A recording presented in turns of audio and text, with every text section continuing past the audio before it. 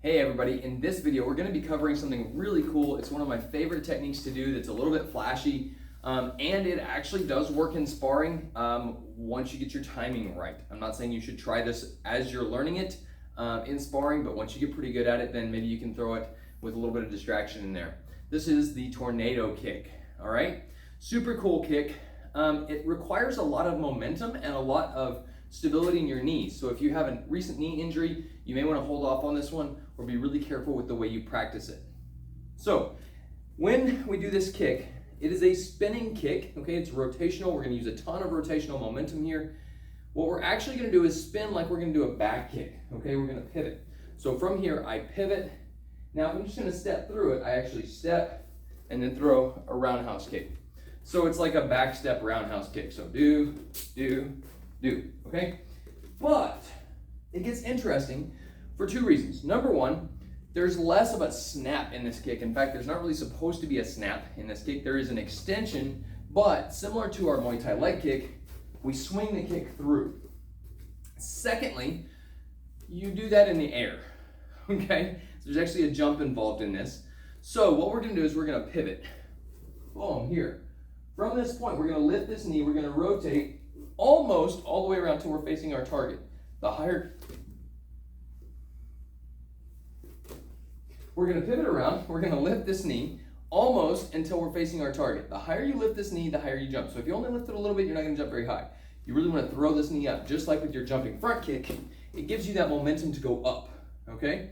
Once you're here, you are going to jump and switch feet in the air. This is now your landing leg, so it should turn and land about right here, pointed that way. Your kick comes up and over with your great roundhouse chamber, boom, and swings through. So the whole thing looks like this. Boom. One more time, a little bit different angle. Using the other leg, I spin toward my back, boom, and throw that kick through. So let me show you that on a target so it makes a little bit more sense. Mr. Jackson, if you'd go ahead and come on over here. That's a beautiful entrance, sir, beautiful entrance. So if I'm gonna kick with my right leg's actually gonna be in front here. My hands are up. I'm gonna pivot toward my back. Maybe I've thrown a jab here, whatever it is. My partner's kind of backed up. I am now going to spin, lift, jump, and kick. Now, if you're struggling with this, a great way to practice is to actually get on the floor, and I'll show you how to do that here in a minute. But the whole thing requires a little bit of speed, momentum, boom, and not missing your target, of course. Try that one more time. You see how much power it has? It's actually pretty sneaky because if we're sparring here, right, and I can get him to back up with maybe some lead leg kicks, and he's like, oh, he's throwing a back kick, oh, it's not a back kick, boom, I can actually hit him in the head or the body with this kick, and it's pretty fun. One more time from the other side, just so you can see the motion there. I'm using my hands to pull me around. If I try to keep my hands really tight when I do this, I'm never gonna make it. I actually have to have my hands open and out in this long guard position. I throw my hands around and pull them in as I spin, and that gives me the rotation I need. When your hands come out is dependent on when you wanna stop. So if I'm spinning and I wanna go really, really far around, I keep my hands in.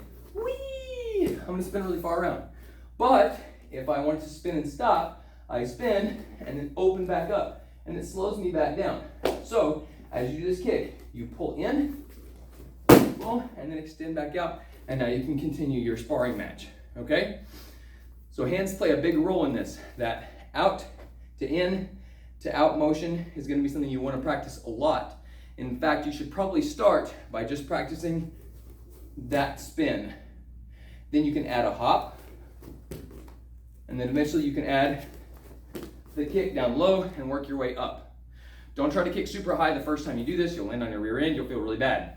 Now, I told you there was a way to practice this on the ground. There is. Here's how you do it. You get into this crab position here.